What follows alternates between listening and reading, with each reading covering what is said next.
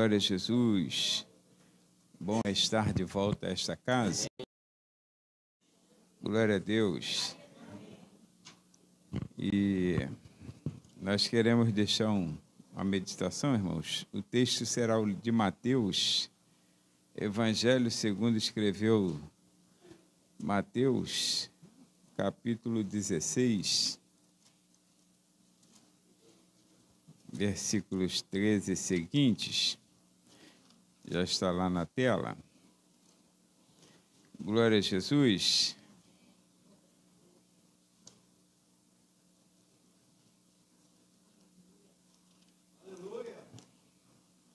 Capítulo 16, versículos 13 e seguintes, diz assim a palavra do Senhor.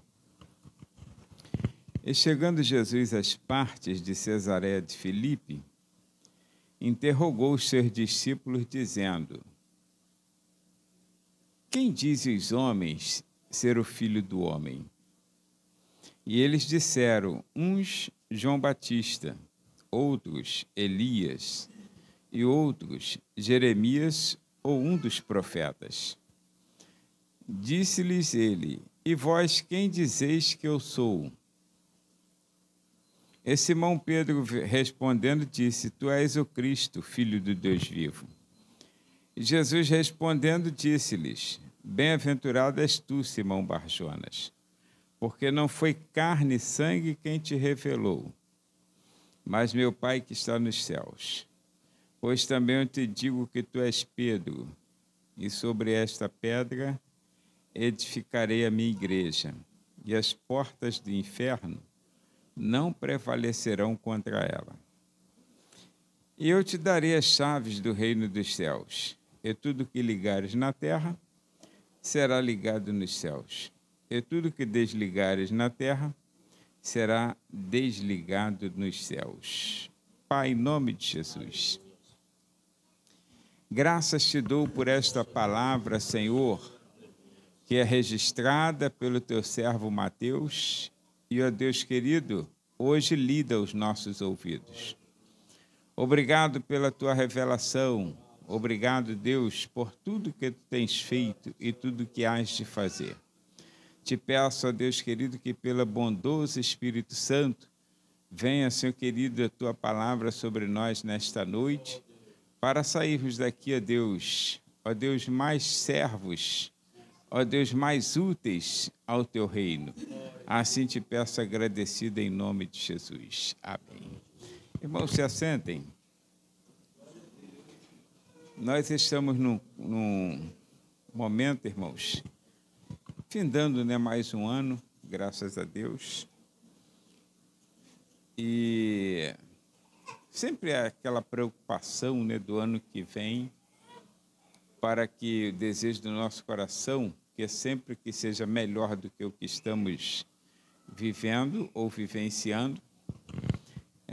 E nós sempre temos orado, preocupado com tudo que possa acontecer. Mas, irmãos, nós sempre começamos também o ano com oração.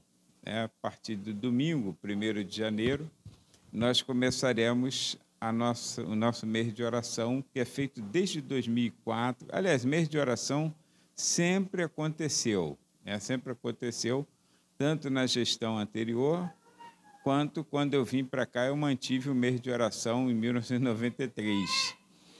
Mas só que em 2004 nós fizemos culto, nós tivemos essa orientação do Espírito Santo de Deus, posso assim dizer, de fazer cultos, E então sempre Deus tem abençoado muito as pessoas que participam, tantas que pregam, quantas que ouvem, tantos que dirigem cultos, E todos nós que entramos por esta porta, tem gente que vem em todos os cultos, tem uns que vêm alguns, mas Deus sempre tem abençoado. Mas pensando em tudo isso, e nós temos um tema baseado em 2º livro das Crônicas, capítulo 7, versículos 12 a 16, que nós falaremos sobre buscando a Deus para o melhor desta terra. Na verdade, o foco não será nós ficarmos nos beneficiando de riquezas, de bens materiais, usufruindo, mas buscar o melhor de Deus para o bem, para esta terra, o melhor de Deus para o bem desta terra, irmãos, para que a terra, como diz lá o texto, né, ela possa ser curada, ela possa ser liberta, ela possa produzir para a glória de Deus, mas para a edificação da igreja. E nós temos, então, nos empenhado naquela questão de orar antes, durante e depois do mês de oração. Mas hoje eu quero trazer à tona, não exatamente assim como, de repente, alguns estão esperando, falando sobre a edificação da igreja ou sobre as questões de revelação que aconteceu aqui neste fato em que Jesus estava interpelando seus discípulos, ensinando mais uma vez. Mas eu quero me ater, irmãos, que quando Jesus falou, estava ensinando, aguçando os discípulos e dizendo: quem dizem os homens ser o Filho do Homem? Talvez eles nunca tivessem, durante aquele período em que estivessem com o Senhor, pensado sobre isso. Não é assim? Às vezes tu pensa, você pega de surpresa numa questão, aí tu fica, meu Deus, não pensei nisso, né? Então, talvez eles nem tivessem pensado. Jesus estava aguçando o entendimento deles para uma grande revelação, que era a revelação do próprio Senhor, como a revelação máxima de Deus para esta terra. Agora, irmãos, quando Jesus fala assim, eles dão uma resposta. Os homens dizem ser Elias, ser Moisés, Jeremias ou qualquer um dos profetas. E Jesus então diz assim: e vós quem dizeis que eu sou? O que se espera, irmãos, da igreja que está sendo formada agora, eles ainda não entendem que são igreja, porque Jesus ainda não usou essa expressão que agora passará a usar. Eles entendem que são um grupo separado, e isso já quer dizer igreja, né? Que na verdade são chamados para fora, né? Então eles já foram chamados pelo Senhor para um grupo assim de elitizado, vamos colocar assim. Agora eles não sabem disso. E Jesus fala: e vós quem dizeis que eu sou? Assim, aguçando, irmãos, a importância de você saber realmente quem é o Senhor a quem você serve ou a quem diz servir. Porque os tempos que virão, segundo Jesus estará orientando daqui para frente, são tempos difíceis. Quando ele diz assim, olha, isso, Pedro, tu disse bem, eu sou o Cristo. Quando você disse que eu sou o Cristo, você disse bem, não foi a carne e o sangue quem te revelou, mas o próprio Espírito de Deus, o próprio Deus te revelou. Agora ele disse assim, eu estabeleço a igreja, e logo ele vem com uma palavra que talvez eles nunca tivessem pensado. E ele diz, e as portas do inferno não prevalecerão contra esta igreja. É claro que nós já observamos e tivemos uma aula recentemente aqui pelo presbítero Marcelo Sueiro sobre essa questão de Jesus ter ido lá e tal, aquela coisa toda que você entendeu do Hades, a separação, né, para uma sala de espera para o sofrimento, que não é literalmente o inferno, mas e também o paraíso. Nós tivemos aqui, então não vamos entrar nessa questão. Mas quando Jesus nos fala assim, irmãos, a impressão que nos dá, e muito nítida, é que a igreja ela não vai parar. Ela está sendo estabelecida, ela vai continuar se desenvolvendo, porque ela caminha. A igreja ela não para, a igreja ela vai crescendo, vai se desenvolvendo, ela vai tomando forma até chegar o dia em que ela encontrará com o Senhor nos ares. Aí assim estaremos para sempre com o Senhor. Assim Paulo, então, dá uma revelação quase que final. Agora, é importante dizer que, mesmo sendo estabelecida pelo Senhor, irmãos, a igreja, ela sofrerá pressão. Eles não tiveram esse pensamento. Assim nem nós pensamos. Quando nós entregamos nossas vidas a Jesus, nós pensamos que seriam uma tranquilidade, um mar de rosas. E depois começa a vir pressões de todos os lados, e nós começamos a titubear entre dois pensamentos. Será que vale a pena eu ser crente? Será que vale a pena eu continuar? E tem uns que ainda dizem assim, quando eu estava lá no mundo, não tinha essa esquentação de cabeça.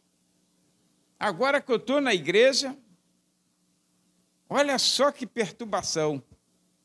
Irmãos, mesmo que haja pressão pelo mundo espiritual ou o mundo invisível aos nossos olhos, tanto quanto o mundo visível, que são os nossos contemporâneos, as portas do inferno não prevalecerão contra a igreja.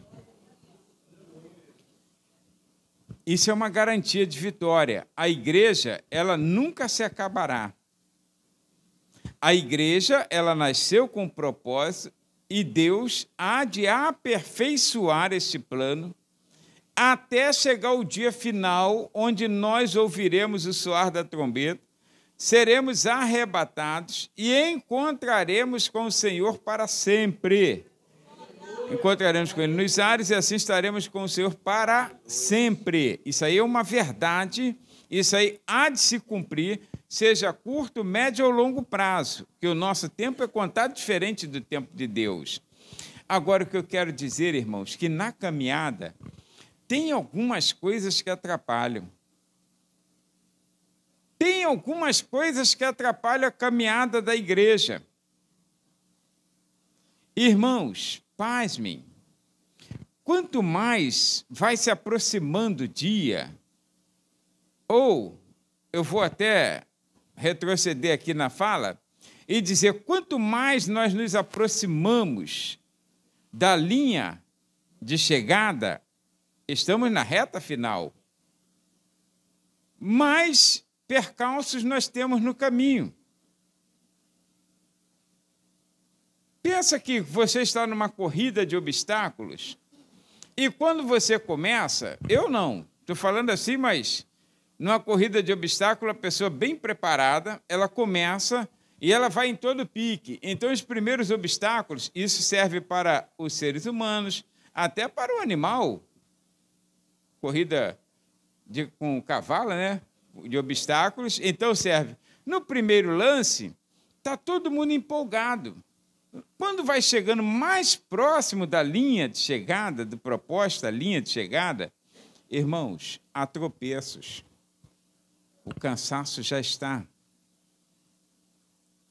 Quantos de nós que já demos uma caminhada e falamos assim, vou dar uma caminhada, aí tu sai de casa cheio de disposição. O problema é na volta, vou pegar um Uber. Ou sou eu que peco, pensando nisso?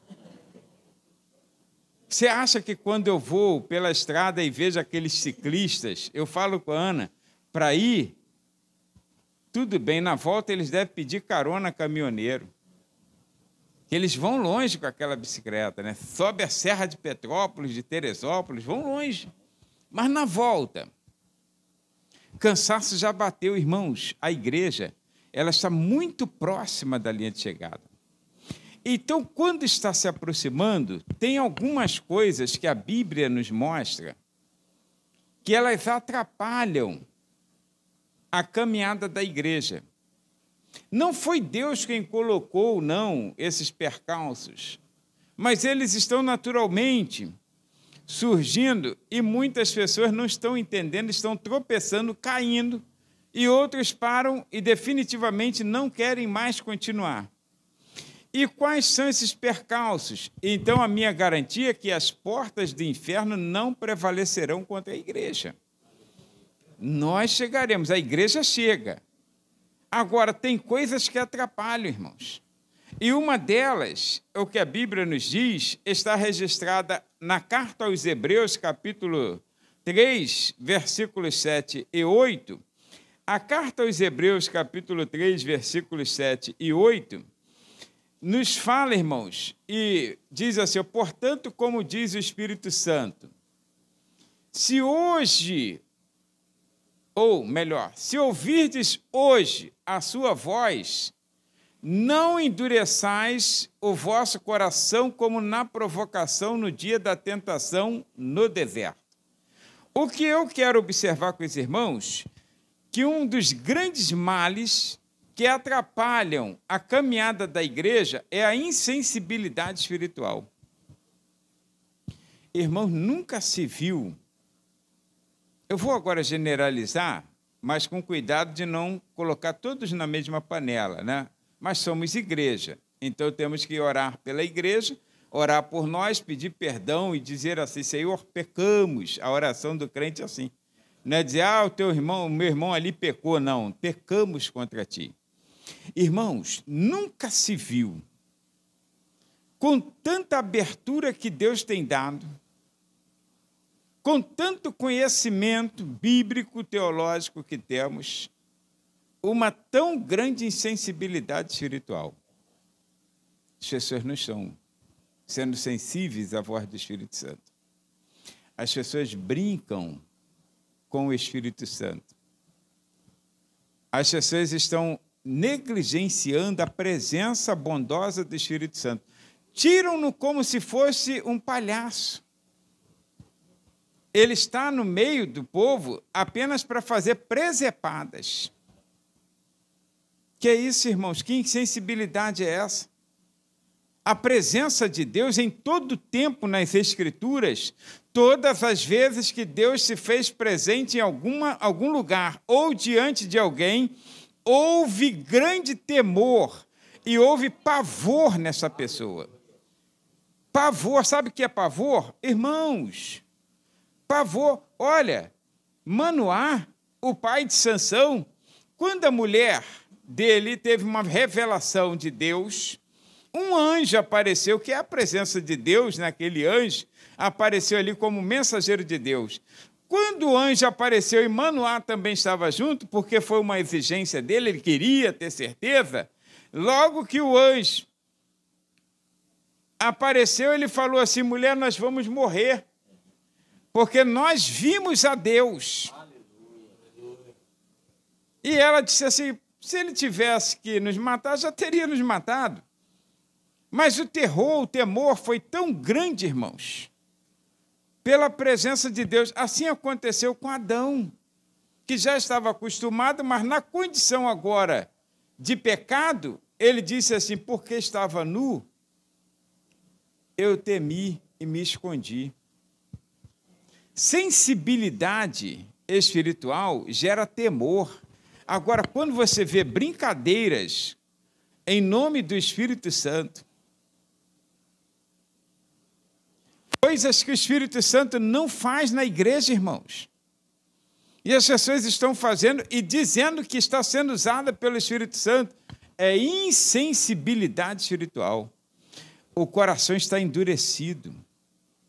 O coração está, irmãos, insensível à voz do Espírito Santo. Aí, sabe o que a Bíblia diz? Irmão, não atrapalha a tua caminhada, não. Hoje, se ouvirdes a voz do Espírito Santo, não endureçais o vosso coração como no dia da provocação no deserto. O Espírito Santo fala ao coração da igreja, irmãos.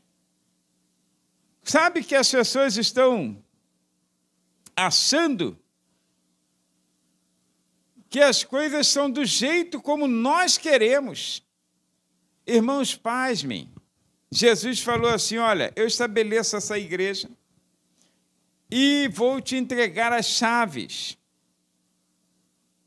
E essa chave que eu vou te entregar, a chave é a autoridade. É uma autoridade que se você desligar aqui, desliga lá. Se você ligar aqui, também liga lá no céu. Os homens estão interpretando errado por falta de sensibilidade ao Espírito Santo. Estão achando que são donos do púlpito da igreja. Que eles têm toda a autoridade e todo o poder. Não é mais a autoridade e poder de Jesus, não. Você já ouviu um testemunho de uma determinada pessoa que ele disse assim, eu tentei expulsar o demônio em nome de Jesus. Aí o demônio saiu, eu fui em meu nome mesmo e ele saiu. Que isso, irmãos? A que ponto chegamos? Que é isso, irmãos? Então quer dizer que o meu nome... E nós nos intitulamos assim, eu sou ministro do Evangelho. Eu sou uma autoridade espiritual. Sou ungido do Senhor. Você nunca viu nenhum dos ungidos de Deus, como Pedro, Tiago, João e outros mais, tantos do Antigo quanto do Novo Testamento, nunca viu nenhum deles, pela insensibilidade espiritual, ficar dizendo que o seu nome, que a sua autoridade, a sua posição, lhe dava garantia de alguma coisa. Não se curava o enfermo. Ei, o enfermo, não fomos nós. Foi o Senhor quem fez isso. Se pregava a pouco ou a muitas pessoas, não somos nós, isso aí está em Deus. Não está em mim a revelação, não é assim que Daniel falou? Mas o Deus a quem eu sirvo. José, não está em mim. Mas Deus me revelou. Irmãos, são coisas que atrapalham, males que atrapalham a caminhada da igreja.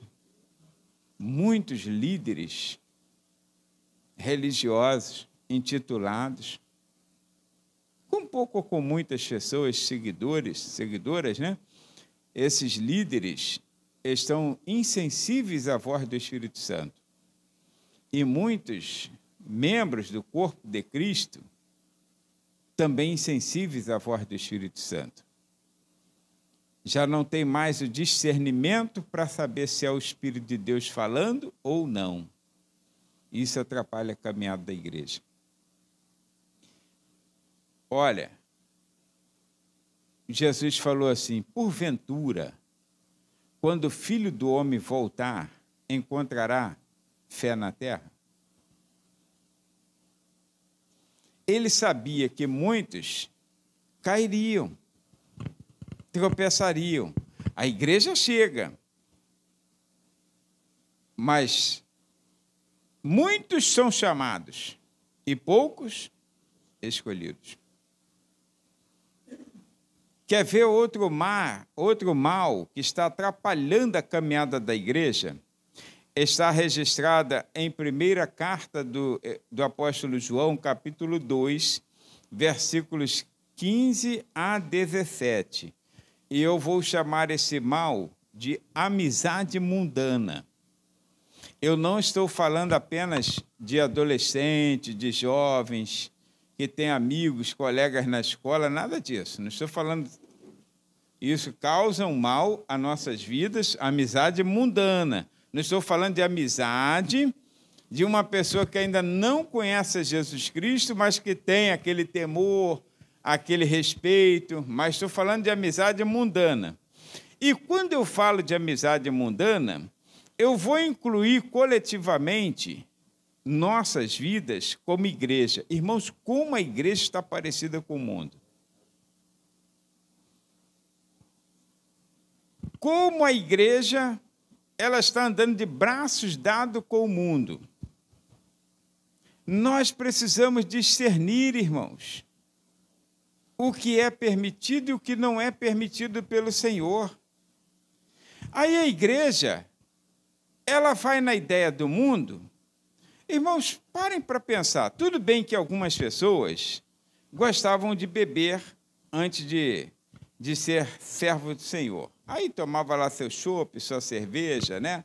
Tomava lá. E tem muitos ainda que estão a se converter, que estão hoje na roda de bebida. Aí então o mundo diz assim, olha, já tem uma cerveja sem álcool. Tu não sabe que é Satanás que está inventando esse negócio, irmão? Porque que necessidade a igreja tem de ser parecida com o mundo? Que necessidade a igreja tem, então, de fazer tudo que o mundo faz? Aí a diferença, não, aqui aí tem álcool, aqui não tem, mas tem que estar igual. Que necessidade de ter uma noitada gospel, uma boate gospel? Qual a necessidade, irmãos? Ah, não, porque tem que atrair os jovens. Irmãos, os jovens de hoje não são diferentes dos jovens de antigamente. O que foi ontem, Salomão disse, é hoje e será amanhã. É tudo a mesma coisa. Tudo a mesma coisa. Agora, tínhamos necessidade de alguma coisa assim? Não. O que atraía os jovens? E detalhe, no tempo em que nós éramos jovens, a juventude era muito grande, irmãos. Se fazia uma confraternização de jovens, a igreja lotava de jovens. E sabe o que é? Não tinha nada que atraísse. Não tinha um cantor gospel para chamar. Tinha nada. Não tinha um pregador de nome. Tinha nada. Não tinha nada de diferente. Todo mundo arrumadinho. Todas as confraternizações eram basicamente... Não se enfeitava a igreja como hoje se enfeita. A única diferença é que um jovem dirigia o culto. Quem dava abertura era o pastor, cantava os 3 hinos da harpa e passava para ele. Aí ali ele dirigia o culto. Era a única diferença. E alguém convidado pela liderança jovem, então pregava. E a igreja assim, ó. E os jovens dando glória a Jesus, sendo batizados com o Espírito Santo. E agora? Não tinha esse negócio de ir por todo lado. Estou com vontade de correr. Não tinha. Não tinha videira. Não tinha nada disso, irmãos. Não tinha nada disso. Os hinos que tinham que cantar eram aqueles que eram cantados e era hinos assim, diretos de adoração a Deus e acabou. Não tinha muita coisa, muita folia, ninguém pulava, ninguém saía do lugar. O grupo cantando ali não tinha microfone, que o microfone era só o do púlpito. Não tinha microfone, não. Vamos ouvir o grupo tal. O grupo se levantava lá no cantão, não tinha negócio de partir para a igreja. Irmão, vou dar uma palhinha aqui. Não tinha. Ele vai cantar o louvor. E olha, o Senhor batizava com o Espírito Santo. Porque o segredo é não ter amizade com o mundo.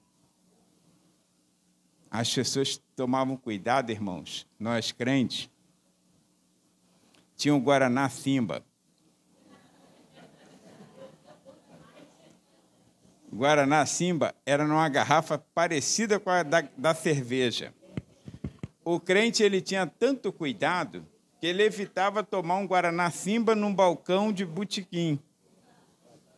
E se ele tomasse um Guaraná Simba no balcão de um botequim, ele fazia questão de colocar o rótulo da Simba para frente assim, ó, para que onde as pessoas passassem pudessem ver que era Guaraná e não cerveja.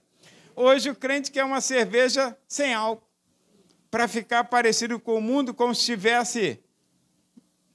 Ninguém soubesse que ele é cristão. O que é isso, irmãos? Sabe o que diz? O texto vai para a tela. O texto diz, 1 João, capítulo 2, versículos 15 a 17. Então o texto diz assim, ó, não ameis o mundo, nem o que no mundo há.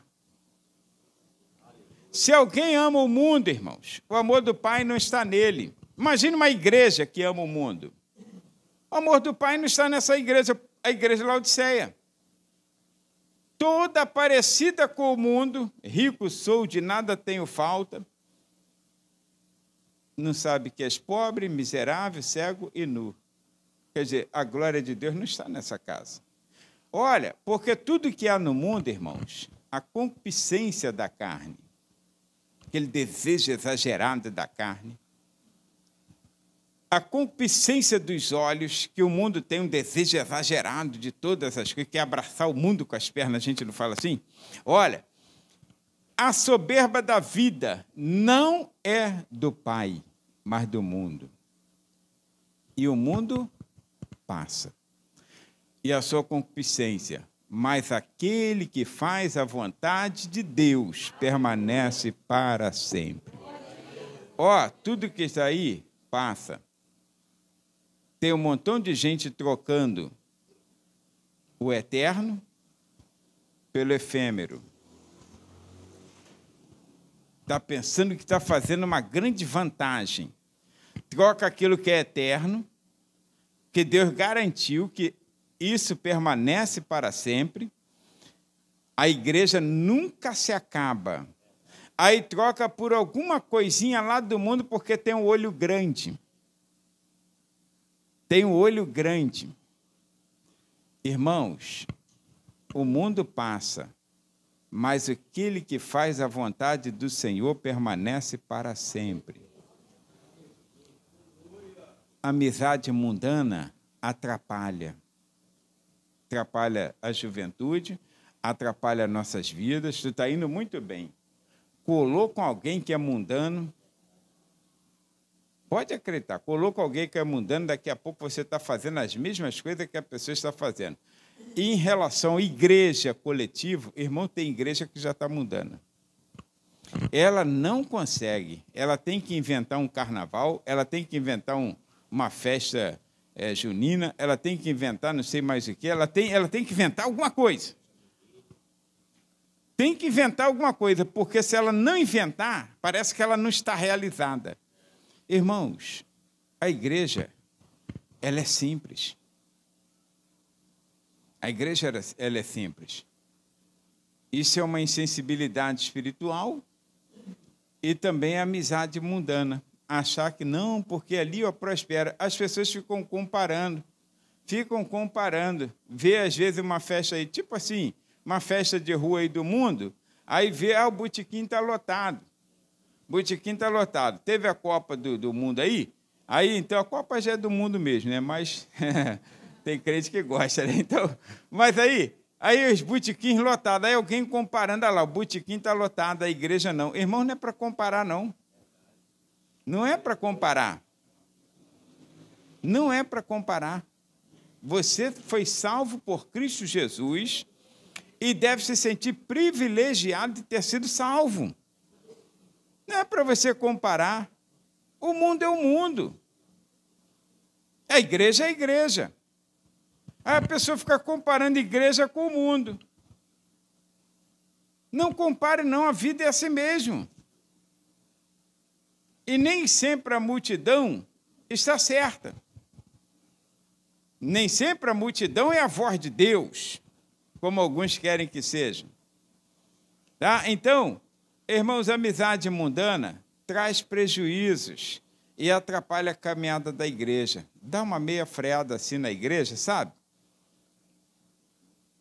Imagine se a gente começar a dar abertura, porque a gente tem que pensar estrategicamente. Irmãos, igreja ela não pode ficar pensando estrategicamente.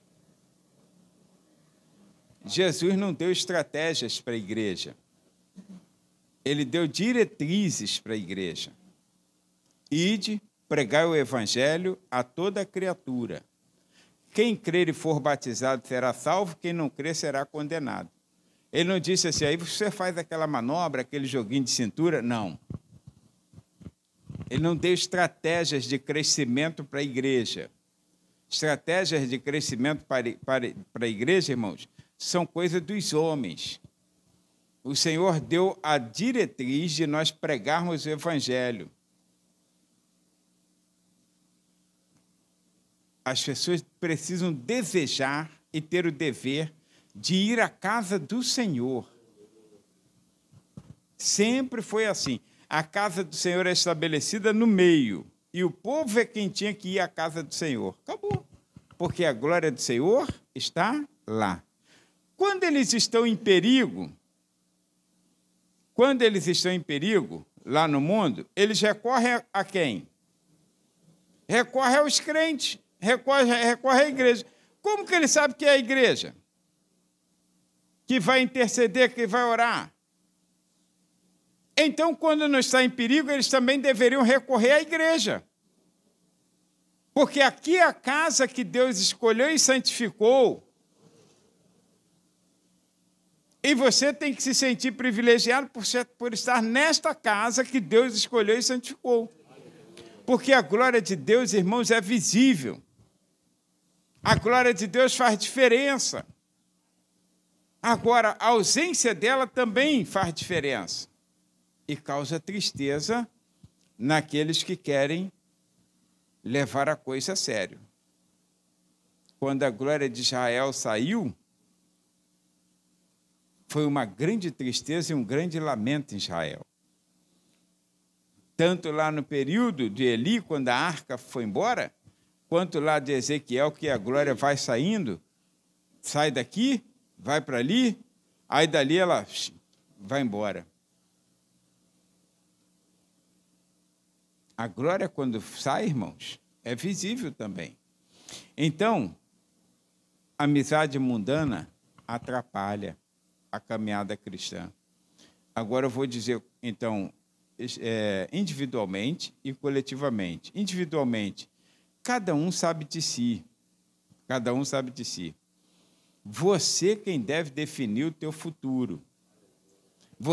Eu não posso ficar com o jovem, com a moça, não pode ter amizade lá com aquele fulano, não posso. Os pais até fazem porque tem autoridade de pais, mas também não consegue muito êxito. Então, você quem tem que dizer, eu tenho que tomar a minha decisão de vida. Se o Senhor me chamou a ser salvo, irmãos, eu tenho que ser salvo, acabou. Eu tenho que escolher. Eu não posso atrapalhar a minha caminhada. Neemias, todo mundo elogia, todos nós, e às vezes cometemos erros e nos atrapalhamos. Os pregadores, pastores, líderes, dizemos então assim, Neemias, e citamos ele com muita honra, né? E citamos assim com muita ênfase, que Neemias foi convidado e ele disse assim, estou ocupado com uma grande obra, de modo que não posso descer. E nós descemos. Qualquer coisinha a gente afrouxa. Qualquer coisinha a gente está junto lá, está aliado. O que é isso, irmãos? Você precisa tomar cuidado com a sua vida. Nós precisamos tomar cuidado com nossas vidas. Isso aqui, a amizade com o mundo, mundana, causa grande estrago. Agora, existe uma coisa que atrapalha, e poucos de nós, às vezes, damos conta disso, e atrapalha a caminhada da igreja. É o chamado liberalismo teológico. Sabe aquela coisa de relativismo? Que o liberalismo teológico, ele não é novo. Ele começou com a modernidade. E a modernidade, tanto que quando a gente estuda, fala sobre pós-modernidade, não é assim? A modernidade, irmãos, é um assunto que vem sendo desvencilhado desde o século XVII. É chamado de modernidade. Olha quanto tempo tem. Nós já estamos no século XXI. E surgiu, então, a teologia liberal. E a teologia liberal, claro, como todo assunto, ele vem tomando forma, vem crescendo e chega até nós hoje, 2021, século XXI, 2023 já, praticamente. Né? Irmãos, essa teologia liberal, que a gente chama de liberalismo teológico, e que também pode ser assim associado como a teologia do relativismo. Irmãos, o que era pecado ontem não é hoje. Tudo bem que tinham coisas que estavam relacionadas a costumes. Costumes. Alguns anos passados, a Assembleia de Deus tinha um costume, mulheres não usavam brinco, hoje usa. Tudo bem. Realmente a Bíblia não diz ser pecado. Mas tem coisas que a Bíblia diz que é pecado. Adultério continua sendo pecado. Fornicação, que é o relacionamento sexual entre os solteiros, continua sendo pecado contra a carne, contra o próprio corpo. E tem muitas igrejas que não é mais pecado, irmãos. Adultério é encarado assim, ó, livremente. Eu fui, é claro que eu não vou falar, e quem conhece, quem sabe, eu não vou citar nome, então, está aqui na minha cachola e na da Ana.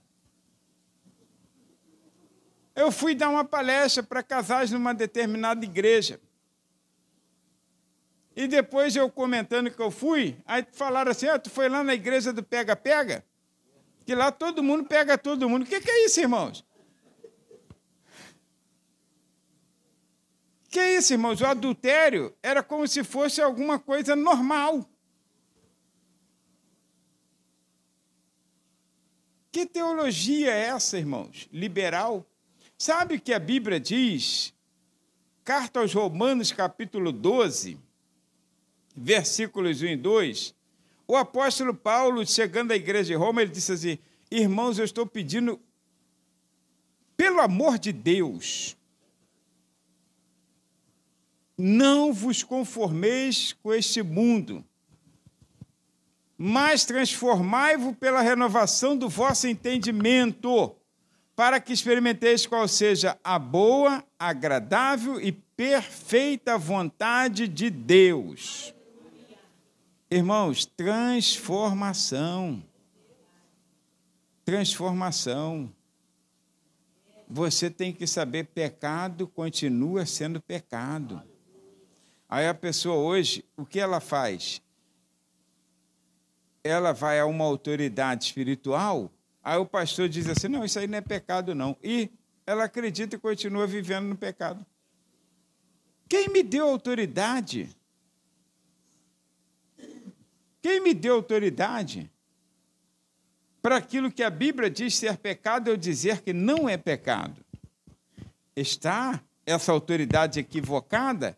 Aquilo que eu desligar aqui será desligado lá. Que isso? Há tanto equívoco, irmãos, que algumas pessoas elas acham que é autoridade, e então, porque ele me confronta em algum erro, mas eu me sinto autoridade sobre ele, eu digo assim, tu está excluído a partir de hoje. E eu acredito que eu excluindo ele aqui, mesmo ele sendo injusto, ele sendo justo, aí ele está excluído lá no céu, porque eu sou autoridade. Que isso, irmãos? Que isso? Então quer dizer que eu sou o papa do negócio aqui? Que aquilo que eu falo é lei? A lei é essa aqui, ó, estabelecida, ó, a palavra de Deus. É isso aqui quem manda, irmãos. A minha autoridade é delegada por esta palavra. Então, se eu estiver justo e com esta palavra, tudo bem. Se eu desligar, porque ele pecou, aí então ele será desligado. Aliás, eu vou até ser mais enfático, ele já é desligado antes lá, eu só vou consumar aqui. Mas aí ele será desligado, porque a autoridade o Senhor me deu com justiça. Agora, eu me fundamentar, dizer que eu tenho autoridade, que eu sou o pastor da igreja, que eu sou o bispo, que eu sou o apóstolo, que eu sou isso ou aquilo, e eu viver errado, irmãos, o que é isso? O que é isso? Eu já disse para vocês aqui que eu vi uma igreja, não vou falar qual foi a igreja, e ela fechou, era aqui de Nilópolis, fechou. Aí eu estava lá do outro lado da rua assistindo o culto aqui, ó. Aí, de repente, eu vi que era Santa Ceia. Eu vi a mesa lá posta. Aí, daqui a pouco, a líder do culto, ela começou a cantar o hino e levanta uma pessoa daqui, eu fiquei olhando de lá. Pessoa de bermuda, um camisão, chinelo. Aí eu fiquei olhando, levantou e foi lá na frente. Eu pensei assim, vai aceitar Jesus, né? Aí ele foi lá, pegou a bandeja da ceia e virou para vir servir a igreja. Uma camisa grandona assim com a estampa do Pânico. Pânico, aquela cara do Pânico assim. Eu que fiquei em pânico lá do outro lado. Eu pensei, não estou vendo isso. Não estou vendo. E ele com a Santa Ceia assim, ó, servindo. Só faltou chegar lá no seu... Só faltou atravessar a rua e me servir a ceia lá. Que é isso, irmãos? Quer dizer que essa autoridade que está aqui, se eu digo que isso está certo, então você pode fazer que está certo. Irmãos, Deus te deu autoridade para fazer aquilo que é certo, aquilo que é justo, aquilo que está em coerência com isso aqui, ó. Basta você ler nas Escrituras a autoridade de Eli. Enquanto estava certo, está certo. Quando está errado, está errado. E Deus o destituiu e falou, Samuel, vou tirar ele. Eu vou matar Eli. Vou matar a casa dele. Ele estava ali, mas não era mais autoridade. Saul era autoridade enquanto estava sob a orientação de Deus. Quando Deus o recusou, ele continuou no trono, mas não era mais autoridade. Davi respeitou a unção que um dia esteve nele. Mas Deus já tinha destituído Saul. Irmãos, Deus tem compromisso com quem tem compromisso com ele. Está andando direitinho? Está andando direitinho. Saiu da linha, Deus vai te cobrar. E a pessoa acha que pode fazer o que quer,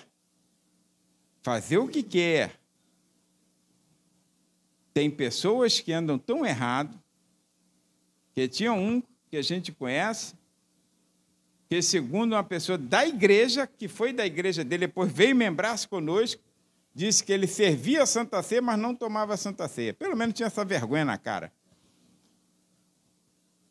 Porque vivia em adultério. Pelo menos tinha essa vergonha na cara, mas ele servia a ceia. Como eu posso usar de autoridade se eu não tenho moral?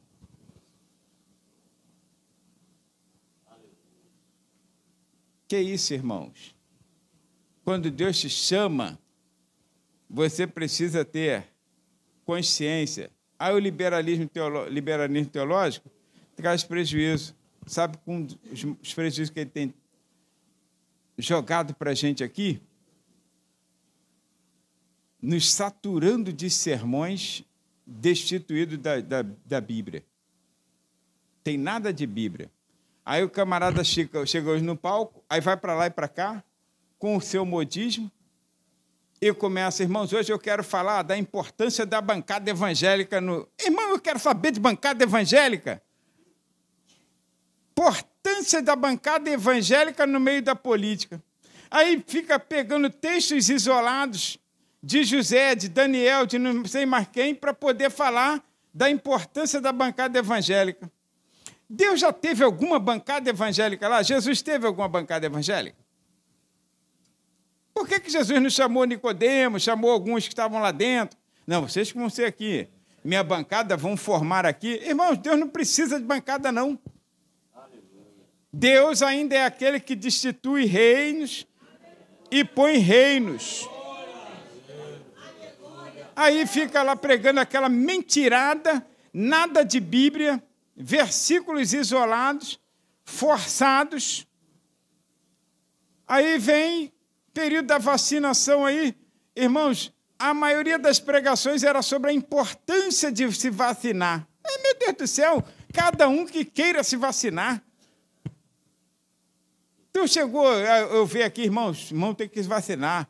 Pô, que isso, irmão? Vacina aí dá 2, dá 3 doses. Tem gente que já estava até com esse negócio de dose, voltando para a cachaça. Porque toda hora ele pensava na dose, ele, meu Deus, aquela dose, né? Ele lembrou do pecado passado. Que isso, irmão?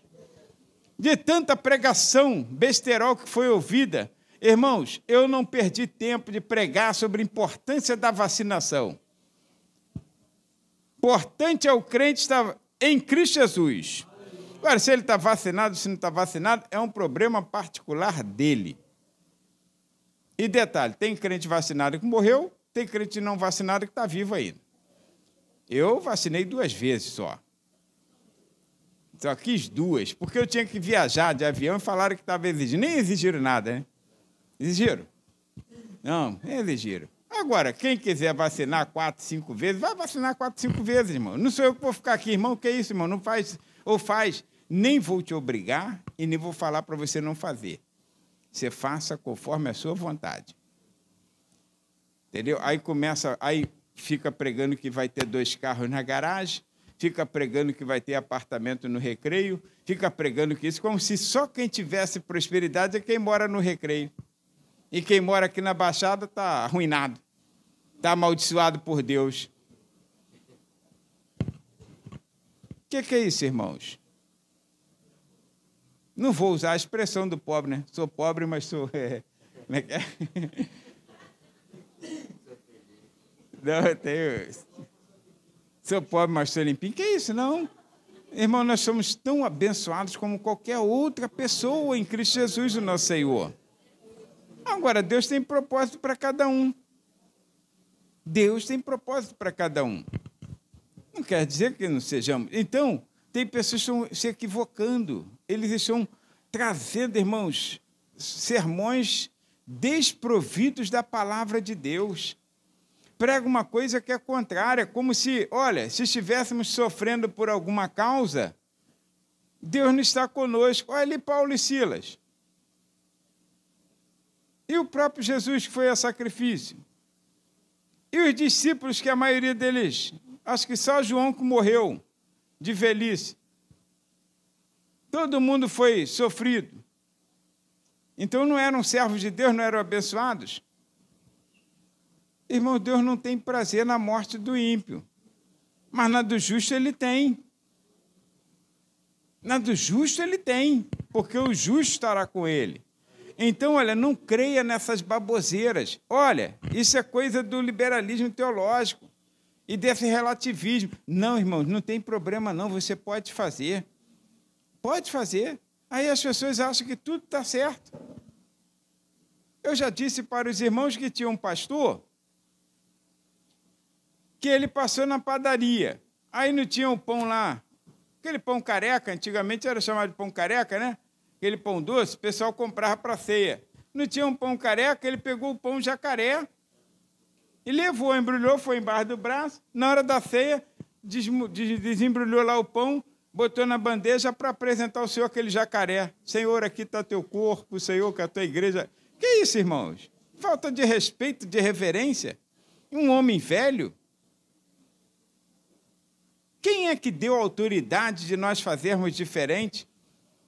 Davi pensou que era autoridade, agora eu sou rei, pode trazer a arca. Aí os sacerdotes vieram todos de mão abanando e o boi lá trazendo a arca. Você viu o que aconteceu? Logo depois, Davi então tem a ideia, deixa a arca quieta lá, não, agora vamos trazer a arca direitinho. Foi lá pesquisar na palavra do Senhor, tem que vir no ombro dos sacerdotes, dos levitas, e detalhe, ele ainda incrementou mais, pelo temor, a cada tantos passos que dava a arca, ele sacrificava animais em oferta ao Senhor. Faz a coisa certa. Faz a coisa certa. Tenta fazer, inovar não, que isso aí não funciona não. Olha, e como meu tempo já foi, irmãos, querem ver uma coisa que está atrapalhando a caminhada da igreja? E Satanás sabe disso, tá? Ele sabe que nós estamos na linha de chegada. Está um tanto assim para a gente chegar. Irmãos, o que nós estamos vendo, tirando a atenção de crente, irmão, tem crente que está preocupado. Se é a esquerda ou se é a direita. Meu Deus do céu, irmãos. Aí fica brigando, irmãos, Deus não nos chamou para brigar. Se eu tivesse sido chamado para brigar, o Senhor teria me dado arma, teria me dado força de sanção. Agora, irmãos, eu não fui chamado para brigar, fui chamado para pregar a palavra do Senhor. Aí, olha, uma das coisas que nós estamos observando, que Satanás tem colocado para atrapalhar a igreja, é a desvalorização da santidade. Irmãos, muito importante, a palavra aos Hebreus, capítulo 12, carta aos Hebreus, capítulo 12, versículo 14, está dizendo assim, ó, segui a paz com todos, então, ó, sem briga. Igreja não está aqui na terra para brigar. Tu não encontra, biblicamente, nenhuma parte das Escrituras que a igreja foi posta aqui para brigar. nem nas Escrituras e nem na história da igreja. A igreja está aqui para a paz. Seguir a paz com todos, está escrito assim, e a santificação. Ou seja, eu tenho paz com crentes e descrentes, mas tem a minha separação. Eu tenho a minha santificação. Eu sou separado com um propósito específico de servir a Deus.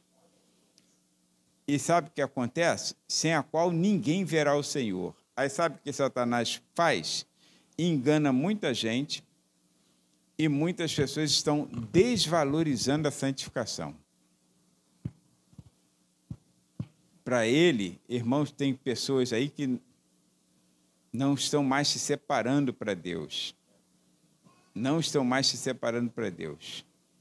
Não se fecha adequadamente. Ah, não, Deus não está preocupado com a aparência. O que é isso, irmãos? Deus não está preocupado com a aparência? Onde é que você leu isso? Se Deus está preocupado, como diz as Escrituras, quer você coma, quer coisa mais simples do que comer e beber? A mais simples de todas as coisas é comer e beber.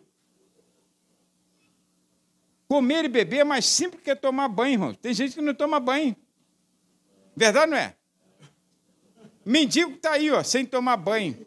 15, 20, 30 dias na rua, mas ele come todo dia e bebe todo dia. É verdade, não é? Que coisa mais simples do que comer e beber? A pessoa diz, hoje eu não vou tomar banho não é sábado. Aí, mas comeu e bebeu. Olha, quer você coma, quer você beba, ou faça qualquer outra coisa, até tomar banho, seja feito para a glória de Deus. Valorize a santificação, valorize a tua aparência, valorize o teu estilo, valorize a tua fala, valorize teu modo de agir, de pensar, de negociar. Valorize isso, irmãos. Tem pessoas hoje que não têm palavra, tem pessoas que fazem um negócio aqui, depois ela muda aqui, e ela está pouco ligando se o nome do Senhor será profanado. Você é crente em Cristo Jesus. Mas a igreja, o inferno não pode contra a igreja. Não pode, não pode. Mas tem coisas que atrapalham a caminhada da igreja. Agora, ajuda a igreja a caminhar corretamente. Ajuda a igreja. A vida da igreja não é uma vida fácil, irmãos. Antigamente a gente cantava o hino assim, subo o morro, desço o morro, carregando a minha cruz. Aí dizia, o hino dos pobres, né? O hino dos pobres, né? E o hino do rico era muito mais que milionário. Tinha dois, né? Mas o do pobre era esse, subo o morro, desço o morro, carregando a minha cruz. Mas não deixo de seguir ao encontro de Jesus. É devagar, é difícil, é uma caminhada penosa, Satanás joga muitos atrapalhos, mas, irmãos, fica a palavra de Jesus, as portas do inferno não prevalecerão contra a minha igreja. Então, vamos seguir. Vamos começar 2023, esquece esse negócio. Esquece esse negócio de política, esquece esse negócio disso. Vamos seguir, irmãos, com Jesus. Que a nossa vitória está mais perto do que imaginamos. E a nossa vitória, irmãos, não vem de nenhuma autoridade física, material, mas de Jesus. Amém? Então, fique de pé. Vamos orar.